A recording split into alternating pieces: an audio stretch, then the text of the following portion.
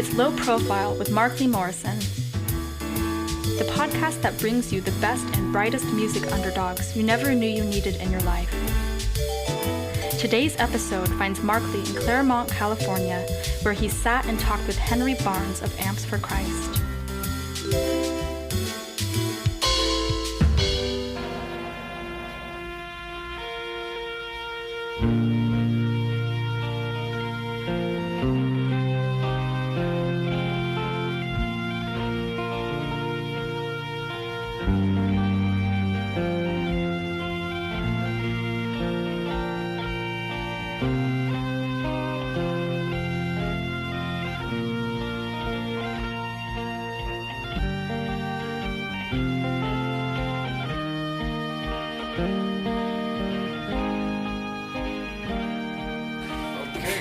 Coming to you on location at the Folk Music Center in Claremont, California.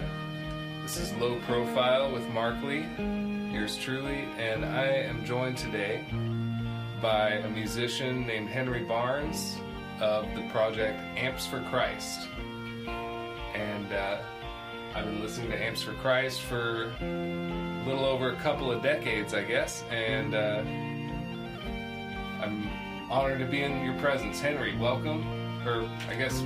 Yes. Yeah, well, hi, hello. This is where I work, so I'm welcoming you, too. Yeah. Welcome to the Folk Music Center, everybody. We're in one of the teaching rooms, which we made a couple of little ones in the back. This building was built in the 20s, early 20s. Might have even been like... around, I've seen a picture of the bank down the street in 1913, and there was a little spot where this building is, so it's really old bricks we're talking to here. And I started working here back in 2002, and it's been a really great, hate to use the term great run, a ride. But it's been fun. It's been a lot of fun. And in 2004, I was working here, and I made a record. I finished a record called "The People at Large," and I sent it up to Olympia because I'd been going up to Olympia with Man is the Bastard for years. And after Man is the Bastard, I started doing Amps for Christ, and because I've been writing that on all my amps, in Man is the Bastard, you can see there's pictures of the old days where you can see Amps for Christ on the amps. I'd already started it, and I was thinking of a name. At first it was going to be, there was a wheat mold in the Midwest, and I was working at the Suncrest Bakery, which I think me and Mark are going to go down and visit in a minute. Sounds fun. Where Eric Wood worked, and I worked, and a bunch of musicians worked there over the years. Now, Eric Wood he was your counterpart in Man is the Bastard? And Bastard Noise, yeah, we started that together. Okay. He was in Pillsbury Hardcore and Neanderthal too. And so he's kind of a badass. And I got him a job. He worked there after I did, and I trained him. And the day that he was hired, he walked towards the back door. I looked out the window. I saw the new guy, which I had just met. Well, I knew him from around town. I'd see him at coffee bars and stuff. And he had in his paw test pressings for fighting music, Neanderthal fighting music. He had the test pressings for that in his hand as he walked towards the back door for me to train him to bake all the baked goods. And so that's how we kind of started out. And then they were looking for a guitar player, and they had two members, and just him and the drummer, Joel Connell. And he liked noise. Even then, I was kind of noisy. And he liked it, so I was hired. And we were called Charred Remains at first because we hadn't thought of a name. And then it was like, oh, okay. And we would stay up late baking baked goods for the populace of Claremont and thinking of how man was treating the earth. And the environmental issues were really big on my thing back then. I mean, I was like Chicken Little. The sky is falling. I was one of those people. And so that's how man is the bastard came about, as man against nature. That's what it means. That's the intent of the name was about man versus nature. Anyway, those were the days. And so you branded all your amps for Christ. Is that like, I'm just picturing that's like your sort of like a brand name for your equipment that you made? It was, yeah. Yeah, okay. And it was just because I don't like right-wing Christianity. Is not my book at all. I like the idea of Christ's love over Christ being hateful in any way. Uh-huh. And I find the right wing hateful. Yeah, it's... So that's not my trip at all.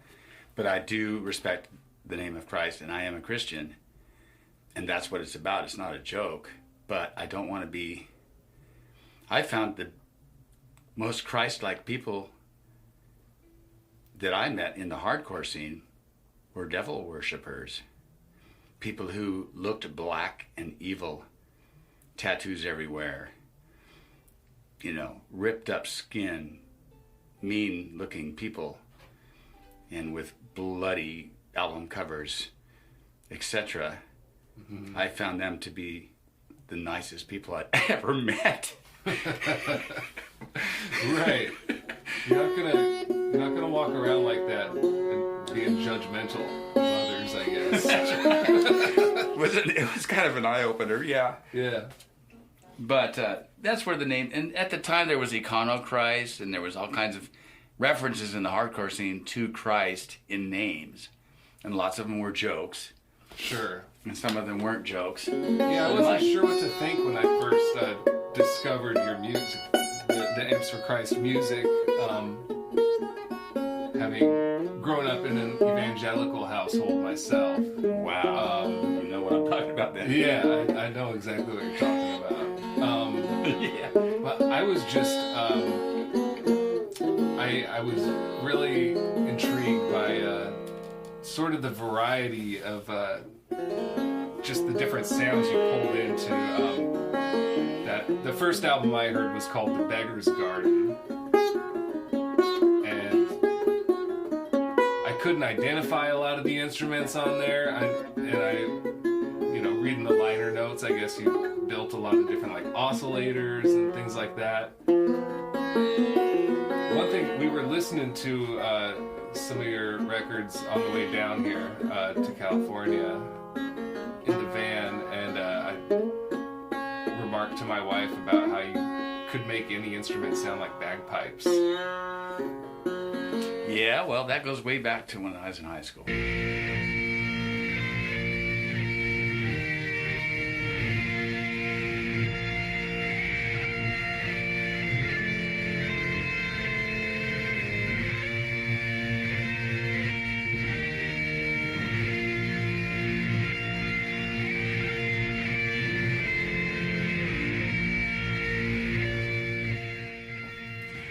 I do have a lot of Scottish blood, and I'll never forget out in front of my dad's house on the sidewalk, my old grandpa Barnes, who's very Scotch, as he calls it.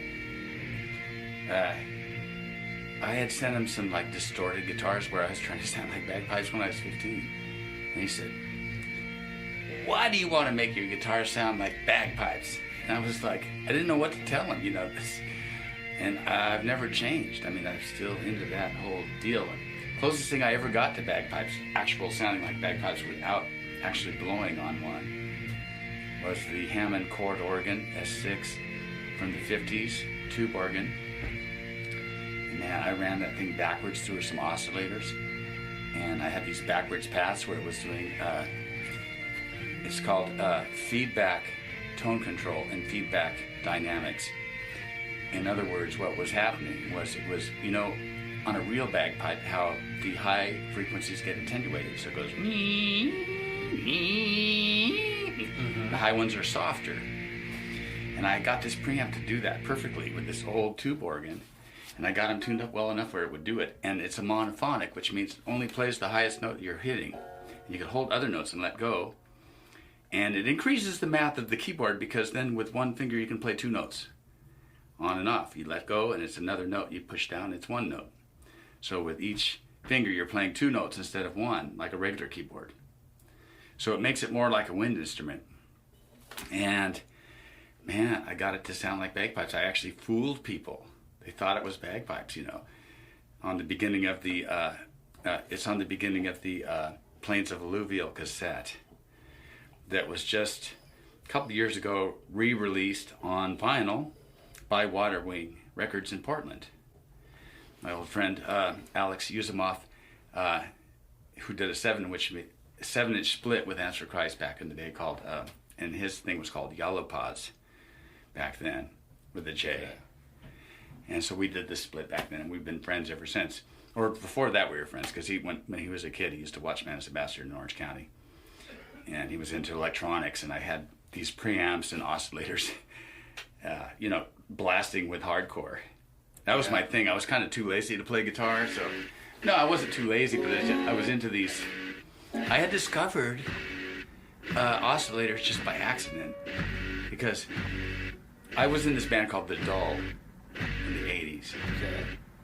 And Maybe I'll play a clip of The Dull, they had this song. Their biggest hit was on this comp called I Hate the Motorcyclist. I hate the motorcyclists, the grimy and the loud. I hate the motorcyclists, I don't want to see them around. Yeah, and so I was making preamps back then, and what it was I was just trying to get the bagpipes. I was overdriving one into another. It's like when you put pedals together, but it was all with tubes. And I was making it for this guy in The Dull. And what would happen was that once you got the gain up really high and you were running one 12x7 into another, then it would get really too noisy. As I'm sure most people know, it gets really noisy and uncontrollable completely. So any kind of little variation in the power supply or anything like that causes oscillations. And so one night I was in this industrial park with a twin reverb on 10. There was no one around. And I was working on a preamp like that, and I was playing a cassette of the Chieftains actually through this oscillator into a twin reverb on 10. Okay. In this industrial park. And it sounded absolutely amazing. And then it started oscillating, and it started to Patty Maloney's pipes, Julian bagpipes, it started doing these octave divisions and arpeggios off of the pipes. And I was like, oh my God, that sounds amazing. I'm going to put a switch on that. So I found out what I did. I put a switch on it. And that's how I discovered, you run the output back into the input electronically.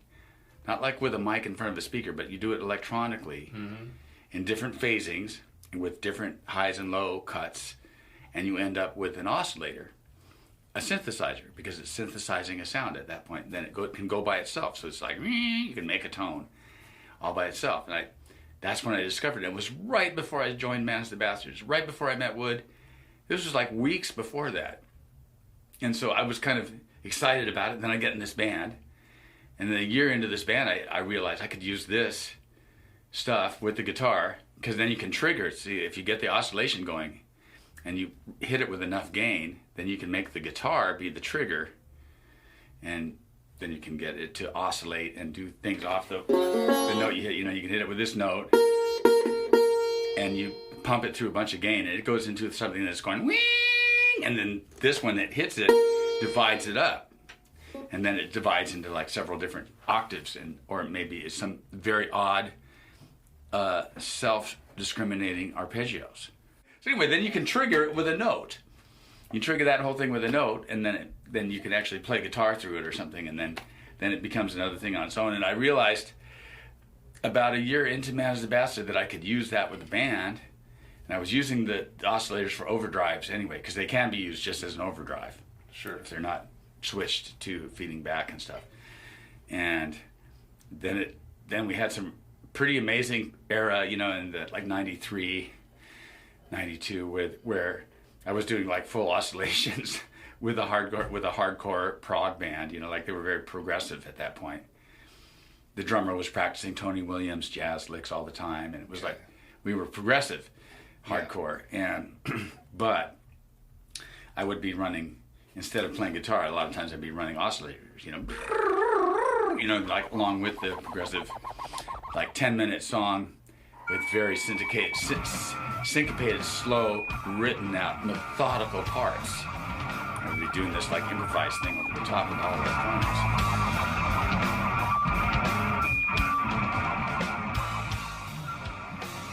And it wasn't too long after that that everything in my life changed.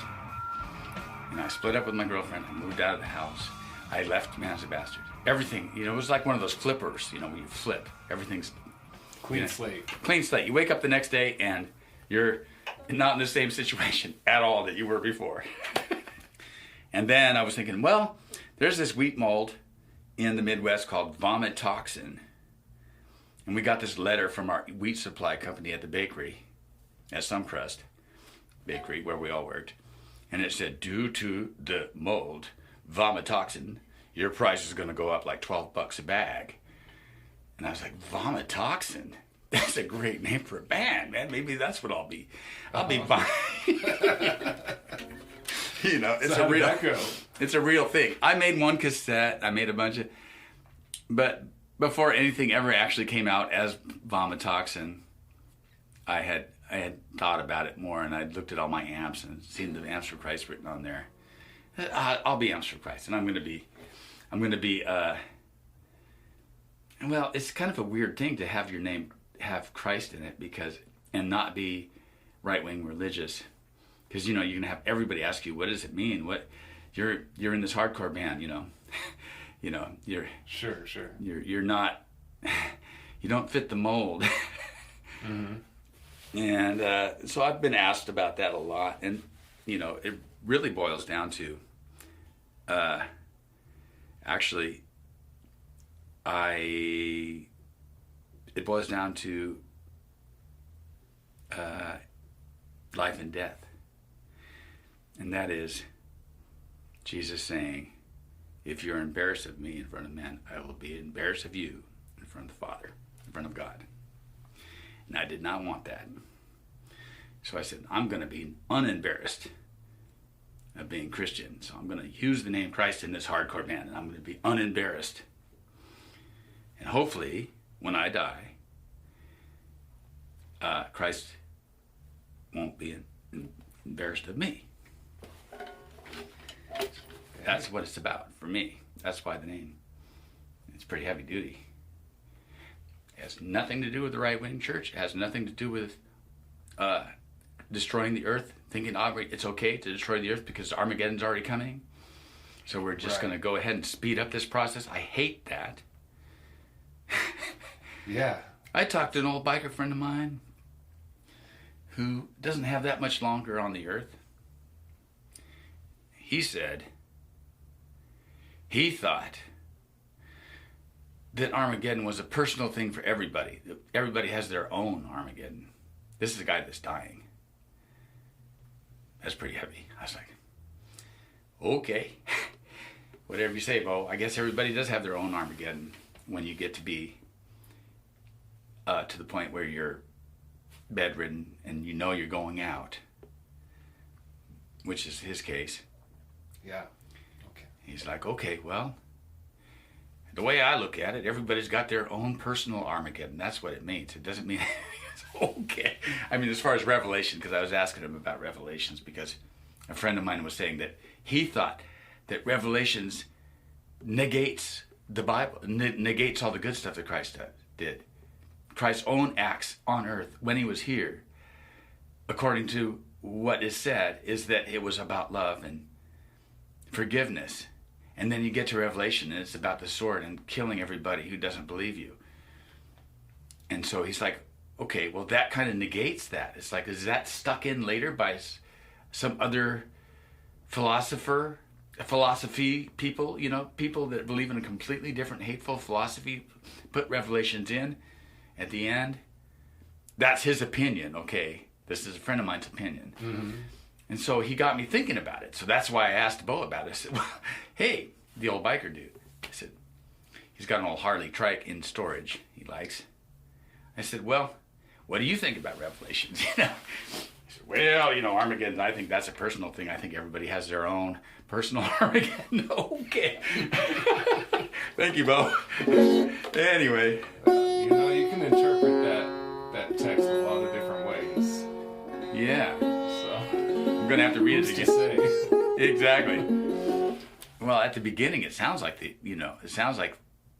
the angel doses John the divine at first. He's on the island of Patmos. He's writing Revelations. The angel comes to him and gives him a wafer so that he can see these things. He takes the wafer, eats the wafer, and then he trips out. It's almost like he's getting dosed. I mean, if you read it carefully, it's at the very beginning of Revelation. It looks like he's getting dosed by the angel with a wafer. That always kind of like tripped me out a little bit. Like, okay, is John the Divine getting dosed here? Lay down, my dear sister. Don't you lay and take your rest. Won't you lay your head down upon your Savior's breast? So I have a lot of weird inventions. Yeah, I have some amps that I build and guitars that I build and sitars. I build sitars. This is a banjo that has a buzzing bridge on it. You notice it sounds kind of sitar-ish. Sure does. That's because it has what's called a Jawari bridge. In Indian, they call that Jawari when the string What's is. that made of? It's just maple Okay. with a bone top, and like if you see sitars, there's always that white square. Sure. That's There's what one right there. There's a sitar Yeah, 3 and see feet that away from me. See that white square thing? Yeah. That's the Jawari bridge. So that's what causes the zing. It's like buzzing. It's like a buzzing on itself.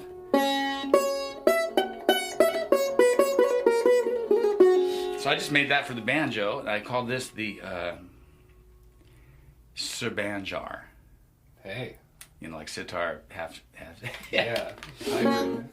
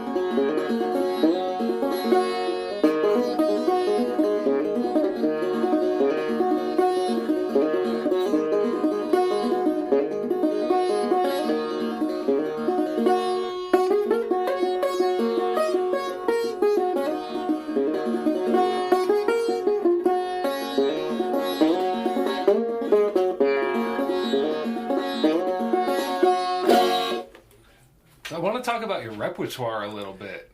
Okay. You pull out a lot of folk songs. I'd say most of which I haven't heard.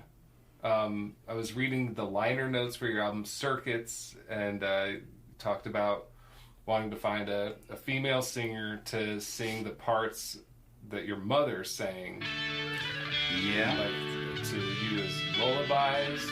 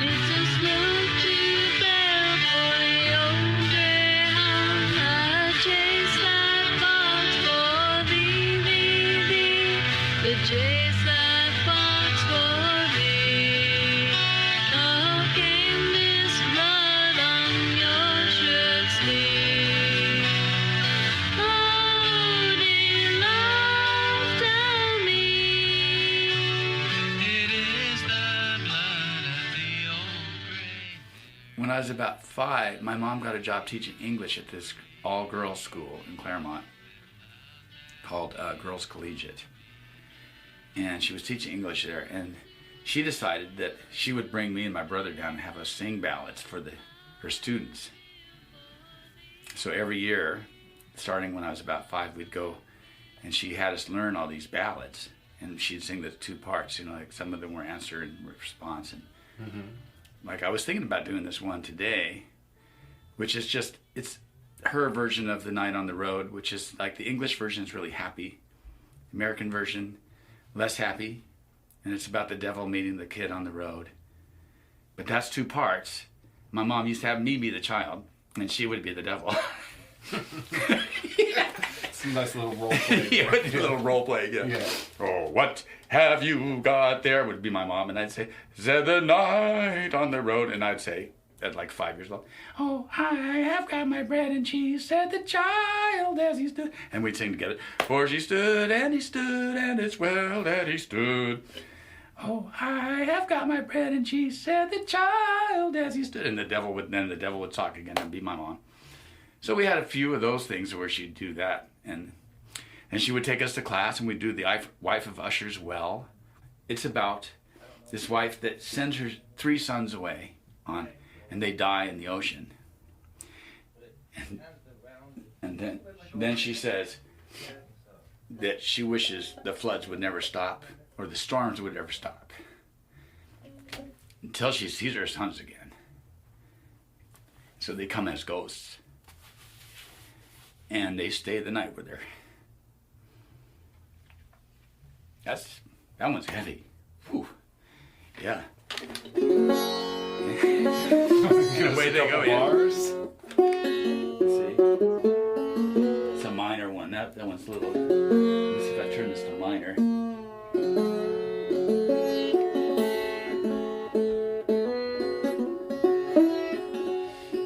There lived at Usher's, and the wealthy wife was she. She had 3 stout and stalwart sons, and she sent them o'er the sea. They'd not been gone a week from her, a week but barely 3, when word came to that stalwart wife that her sons she'd never see. Oh, I wish the wind would never cease, nor fashes from the flood, till my 3 sons come home to me in earthly flesh and blood. Anyway, then they come home and they visit her, and then they finally tell her that they're pushing up daisies. And yeah, it's a pretty heavy song. Yeah. For a 5-year-old. Still gets to me. This stuff really gets to me. I guess it comes across in my music. I guess I'm pretty emotional about it. Especially the old stuff like that. Stuff I learned when I was that young. Yeah, you carry that stuff with you. I do. Yeah. It's like maybe I'm not Asperger-y about it or anything. Maybe a little bit. I don't know. But yeah, it's very connected. And so then I started getting into more Celtic music when I was 18. And I went and visited my mother in Maine, and she'd moved out there to take care of her mom.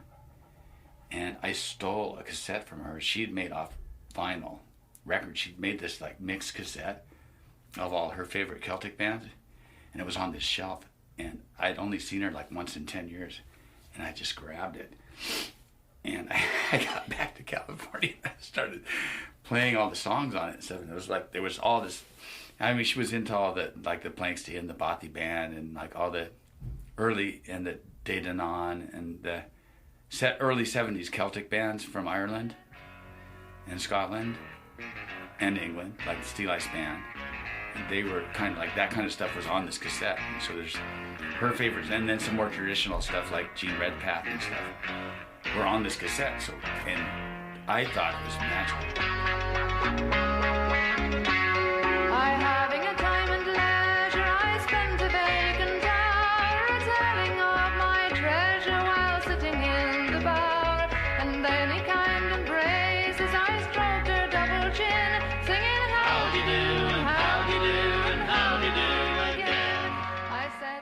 these are long-haired, early, like hippies from Ireland in 1970. And they're doing their thing, and it's more like Cream or something like that, you know. These are their counterpart in the Celtic thing, and they're great.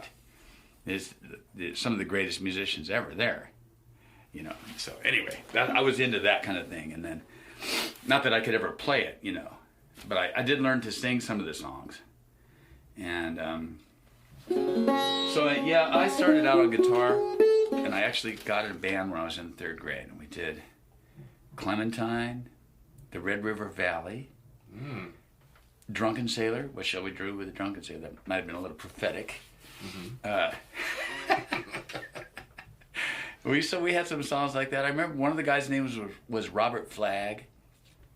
I don't know what happened to these two guys, but we had this little band when I was in 3rd grade. And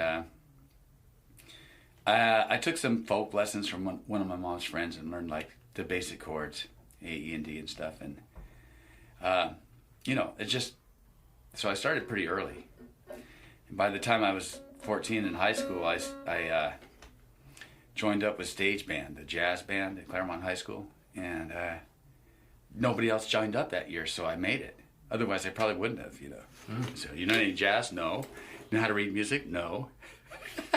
Welcome aboard. Yeah, come on in. You know, you're the guitar player of this jazz band. So I had to learn how to read chord charts and figure out what ninth chords were, stuff like that. The guy was totally cool that ran it. His name was Gary Ida, and he let me just play by ear basically for 3 years and ditch all my other classes too. I ended up just kind of hiding out in the music department, and this Japanese trumpet player turned band leader, Gary Ida at Claremont High School, just let me do it. He saw me every day. I'd come there and hide out in the music department, and in the morning the marching band would go out, they'd come back and they'd put all their stuff away. They all knew me. Oh, there's Henry, hanging out in here as usual. And then they'd put all their stuff away, and then it would be time for orchestra. And orchestra would take all their stuff out and play, and I would be sitting in the corner. And then after orchestra was lunch, and then after lunch was jazz band, which I was in. And then I finally got busted and kicked out of school. But then I got in a special program for people that just ditched. And it wasn't like any other thing, you know, so it was fine. Ended up being able to keep staying a stage band, but get all my courses covered, you know, my math and English and PE and all that covered in this like special thing called interdisciplinary.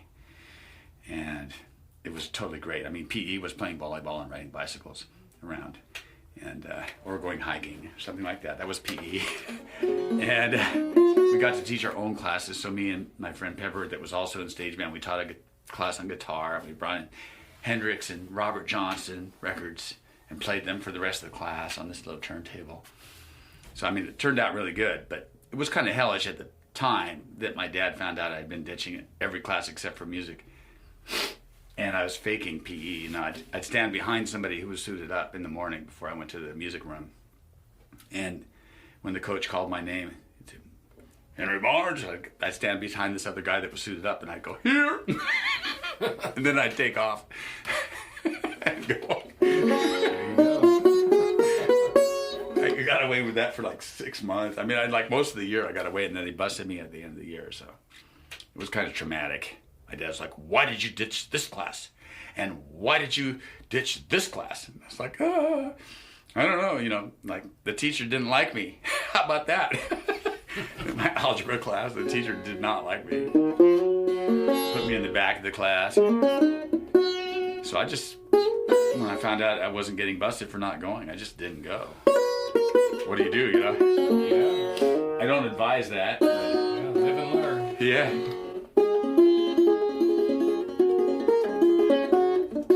So recently, in 2015,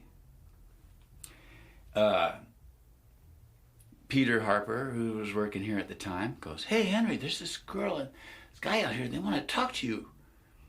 So I go out there, and it's Carrie and Dylan from Gun Outfit. And they're all, oh, man, you know, we're recording, and we really like Amps for Christ. We like what you do, and we're wondering if you would play sitar on the song that we're recording. So I was like, yeah, sure. They just came here and found you? Yeah. And so then I said, oh, sure. And then they said, well, where's a good place to go hiking?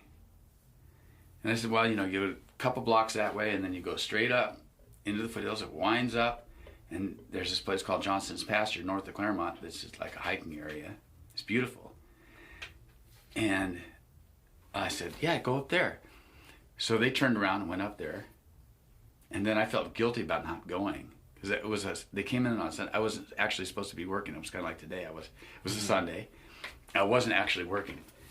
But and I didn't feel like going hiking that day because I stayed up late. But then I felt guilty about it. So I followed them up, and I went up and I saw the Washington plates on this beat up ass van. And I parked, and then I went up to the next hill, and I could see them like about a mile away on this peak of this little hill. And I decided, that's too far. I'm not going to go try to catch up with them, So I turned around at home, but I started calling it Gun Outfit Point ever since. That little peak, I call it Gun Outfit Point. Oh, nice.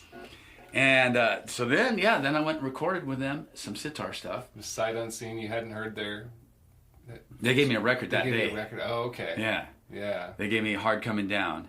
Yeah. And I went and spun it, and I was like, wow, that's very weird stuff, very psychedelic. I didn't know what to think of it. But the next thing you know, I was recording with them. And then after that, they're like, well, the record's out, the new record's out. And so would you like to go on tour with us? So I basically started being in two bands. And I've been to Europe twice with them. And they've been all over to New York. We've been to the Northwest a lot. And I really got to know Olympia, which I love, because they're from Olympia. Yeah, Dylan used to be my roommate once upon a time. Yeah. So, we'd go to Old School Pizza, and they just walk behind the counter and start making a pizza. And I was like, oh, what kind of a town is this? This is amazing, Oh, yeah. And it's really fun to go to Olympia with them because they know everybody. Yeah. So that's the latest things I've been having with Answer Christ. And, about half the shows I do with Gun Outfit, it'll be Answer Christ as well. I've seen you do that, the solo performance. They do a solo thing, and then they play too. And then we play. Usually about 10 minutes? Yeah, about 10 minutes, something like that. I go out in a flurry of and everyone goes, God, I played at the press about 3 weeks ago with Ahmed Wasif from the Folk Implosion guy, and with Guy Blakesley from the Entrance Band. And I opened, and that was pretty fun. When I did the Blaze of Glory thing, go out with I turned the amps off, and the vacuum tubes actually drain themselves. So it goes, they do their own patterns where I stand and point at the amp, or and I go, hey, okay. Behold, the amp is going to do its own thing. And as the vacuum tubes, electrons flow out of the vacuum, the amp will go off. And then and that'll be the end of it. Everyone's it leaves everyone kind of wanting more. And that's the whole idea, Yeah, no, it's a good tactic.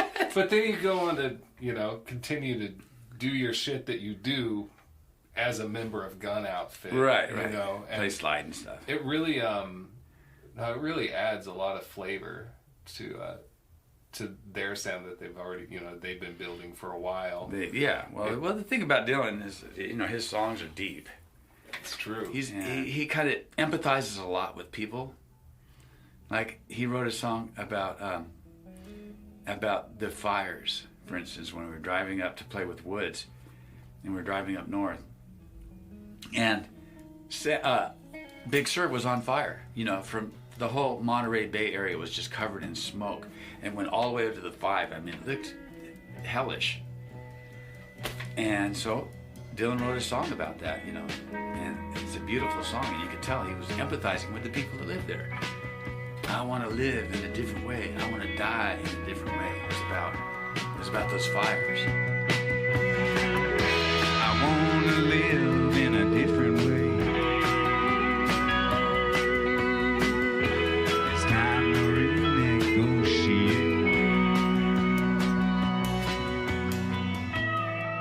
So I really totally dig his songwriting. So it's been a real, like, it's an honor and a pleasure to play with Gun Outfit. It really is. And with that, I'd like to play maybe a little slide. I'd love to hear that. I do that with those guys. So this here is a 1937. It's called an 017H Martin guitar, all mahogany, and it's made in 1937 as a lap slide. That's what the H stands for, Hawaiian. So most of these were converted to regular guitars. People would be like, "Oh, what's this? You know, let's bring the thing down, put frets in it, put a new fretboard." But this one's been left natural, and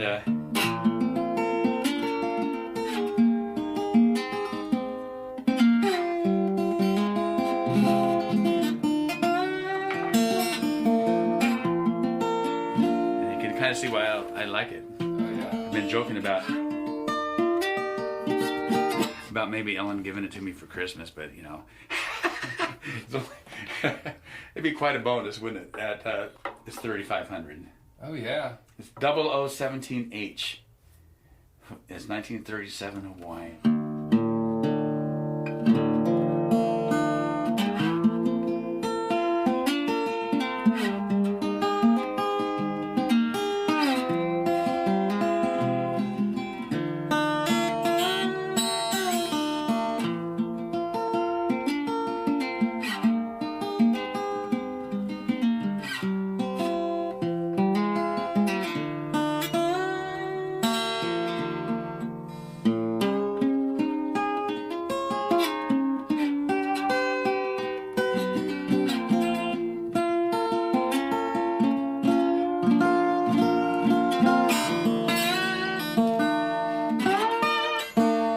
Good thimble. This is a thimble. Yeah, you can play sixths, sevenths, major and minor thirds, wherever you want to, in any key that you want to with the thimble. So I ordered some stainless steel, and then I make these bars that clip onto your finger like that. Yeah, that's beautiful. And then, then it frees this finger up. You don't have to hold it. But you still have the muting with your pinky. You're still muting behind it. But when you play lap slide, you have to be able to mute behind the bar. Because if you just play normal, no mute. It sounds good, but you hear the residual notes of the when there's no muting. When you mute, then it's controlled notes. So you have to be able to mute. So that's why it's on the third finger. Pinky's for muting, and the ring, and then the index finger gets the thimble. So when did you start doing that, the thimble trick?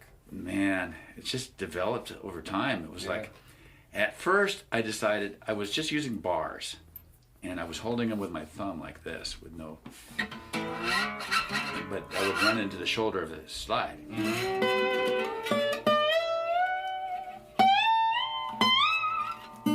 So I've seen you perform with an ensemble a number of times. Probably about the time when Amps for Christ first got onto Kill Rock Stars. 2005, 2004. Yeah, I think that's when first I saw was it was you and there was a lady playing a zither and that's singing. Tara. That was Tara. And I had another girl, namely Emma, Erica Anderson, who is now Emma, EMA. That was definitely the highlight of Amps for Christ as a band, for sure. It was during that period, I feel blessed to have been there. Yeah, I had a poet that was reading poetry, who was really good, beatnik guy. I had 5 or 6 people on had stage? 5 or 6 people in the band, yeah. I had Joel Connell playing from Man's Bastard playing tablas, and I had Kenyon playing bass. I mean, I had like really great musicians on bass, tabla, and then I had Emma playing guitar, me playing guitar, and I had Tara playing. It's called the Yang Chin. It's the great grandparent of the hammered dulcimer. It's a Chinese version, but it has a lot more strings. That was pretty much the highlight for me of Amps for Christ. We, you know, that summer with that same band we played with Ian Mackay in Pomona at the Glass House. He was doing this thing next door to the Glass House. There was this smaller place that he played at, and so that's when that all started, man. You know, I've had a lot of opportunities, but I've never signed a dang contract of any kind with anybody. You know, in 2004, I finished the People at Large CD, and I sent it to Slim Moon, and he wrote me back. It was back in the old days of just mail, and said that he was interested in putting it out. And then I got email around then. I think I got some email, and he called me up on the phone and said, "So this is Slim Moon.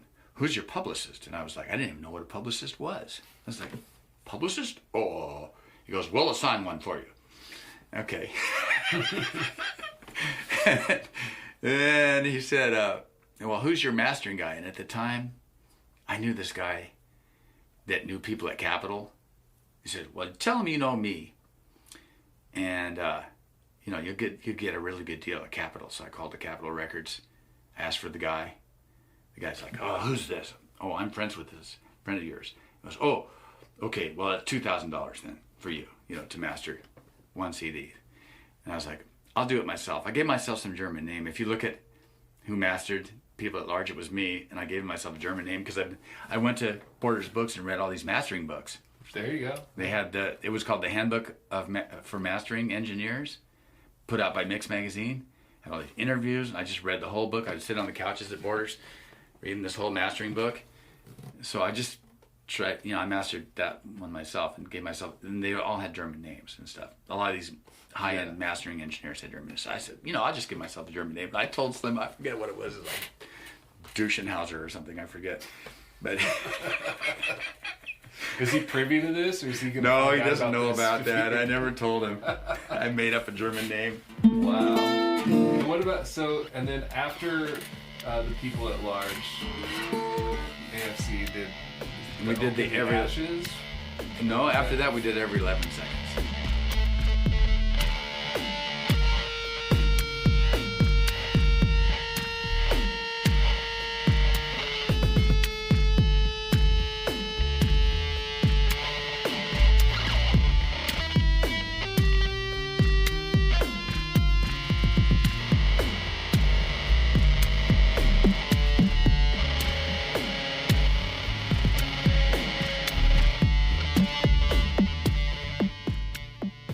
Oak in the Ashes was before People at Large, slightly before. I was with Shrimper, who I did my last record with, and he's across the street right now. That's Dennis from Shrimper Records, and he is the number 2 man other than the owner of Rhino Records, and he's been there since the 80s. And he was putting out, he put out the Mountain Goats, put out Buckethead. He put out AFC's first cassette release, the Plains of Louisville. He was releasing cassettes. It all started really with Shrimper, and it still is with Shrimper. I went to Slim and did those 2 records, and then after that, I did probably just a bunch of splits and stuff with people, and I haven't really done that many full lengths. Then I did one with Shrimper, the Canyons, Cars, and Crows. I did that in 2013 or 14 with Shrimper, and of course Dennis is wanting me to do more. Of course, he wants to do more records. Of course. Is that the last LP? That's the last full official LP. Yeah. Although I have lots and lots of material. I have a whole unreleased albums just because I've been weird lately, and I wasn't into the digital format that much. I have this one called The Golden Mean. It was a full-length record with me and this kind of techno guy named Franz. And I was always trying to get him to be noisy and less techno. Mm-hmm. He's on every 11 seconds. So that real techno stuff, that's him. Okay. And so we have a whole record we did together that never got released. And there's some really good stuff on there. It's called The Golden Mean, someday. And I wouldn't complain if you shared a song for us to play on it. Really? Yeah. That's up to you. The Desert, My Friend, is one of the songs.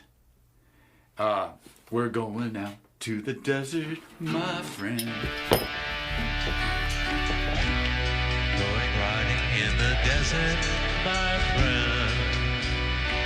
in search of a rose blossoming with twilight.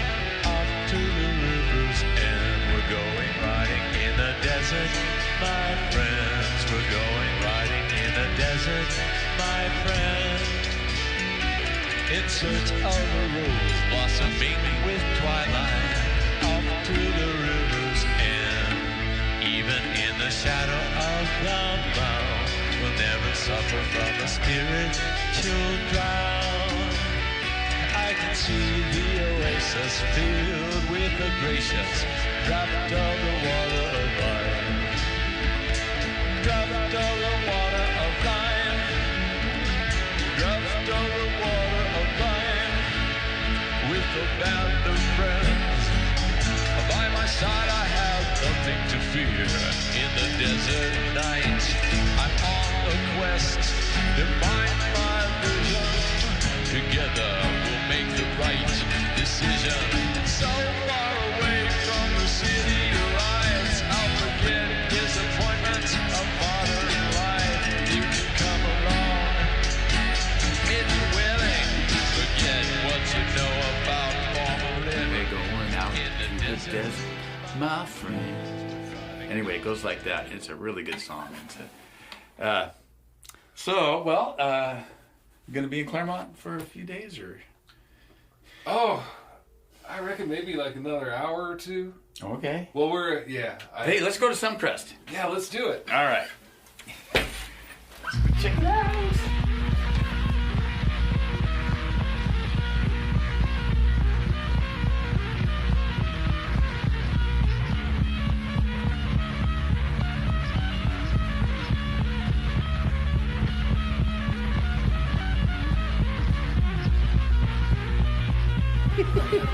Hi.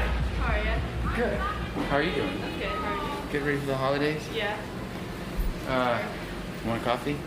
Wow, that sounds great. 2 small coffees. Okay, what kind did you want to do? Let's go for the, I'll have the sucker punch. What would you like? Yeah, I'll have the same. I'll take cream. Yeah. I'll take cream too. Did Jack work today? Yeah, he's in right now. He is? Tell him Henry said hey. Was spinach fest? You know how it is. Christmas time and everything. I worked here for 8 years. Really? Yeah. Yes, back in the day. All punk rockers, musicians, artists, you know. I know what goes on behind the scenes around here.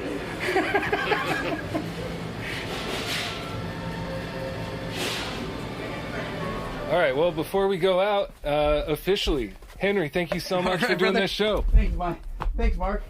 Markley? Markley. Okay. Yeah. Thank you, Markley. I'm really happy to do it, and we'll do it again. Yeah, we'll see you in the future. I'll see you in freaking Olympia. I want to go back up there so bad. It was one fine March morning. I bring you all return. I took the road to Jackson Town fortune to renew. I cursed a foreign mind. No credit could I give. Wishing behind me long and cold. The days of long tragedy. I stand on board of a railroad car beneath the morning sun, and I rode the runs till evening, and I lay down again. All strangers and no friends to me, till the dawn goes again. And fell in love with a Creole girl by the lakes along the shore train. I said, "Me pretty Creole girl, me money here's no good. If it weren't for the alligators, I'd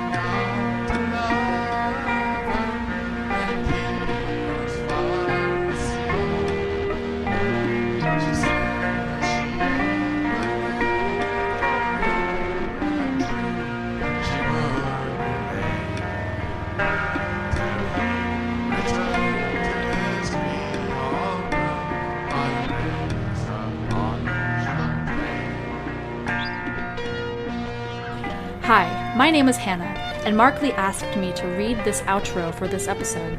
If you are enjoying Low Profile and would like to help support the show, you can visit lowprofilepodcast.com and click on the Patreon link. Any donation of any size will help with the out-of-pocket costs that a project like this is subject to. Also, be sure to subscribe and give it a 5-star rating and review.